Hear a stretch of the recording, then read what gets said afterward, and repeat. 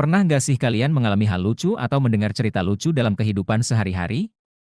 Mari simak cerita lucu yang berjudul Uang Kembalian yang Hilang. Tokoh, Budi, penjual, Andi, pembeli, dan Susi, pembeli lain. Andi, mendekati warung Budi, "Mas Budi, saya beli es krim satu." Budi, "Oke, Andi. Es krimnya Rp5.000, ya." Andi, mengeluarkan uang Rp10.000, "Ini, Mas." Budi, mengambil uang, "Tunggu sebentar, saya ambil kembalian." Susi, datang dan melihat Andi, Andi, lama nggak ketemu. Kamu beli apa?" "Andi, aku beli es krim. Tapi uang kembaliannya belum dikasih sama Mas Budi." Susi, "Wah, hati-hati, loh. Kadang uang kembalian suka hilang." Andi, nggak mungkin, Susi. Mas Budi kan orangnya jujur." Budi kembali dengan kembalian. "Budi, ini, Andi. Kembalian Rp5.000.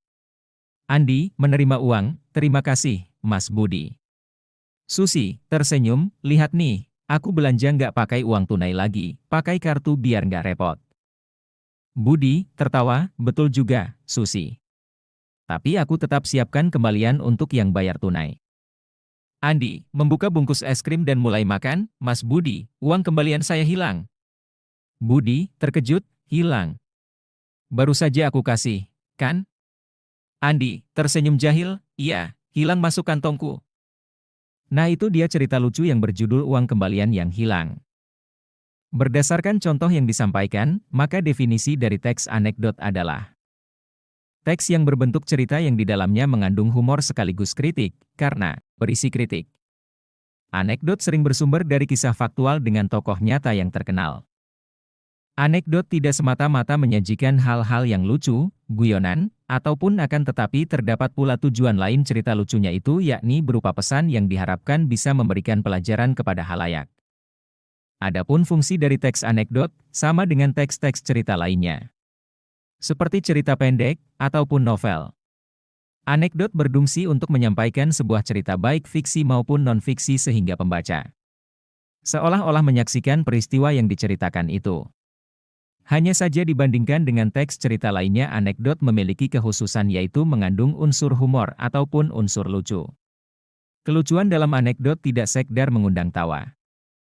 Tetapi umumnya itu ada pula ajakan untuk merenungkan sesuatu kebenaran.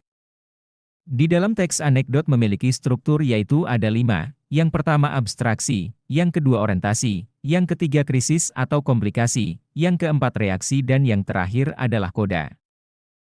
Saya akan menjelaskan satu persatu dari struktur teks anekdot mulai dari yang pertama abstraksi. Merupakan pendahuluan yang menyatakan latar belakang atau gambaran umum tentang isi suatu teks.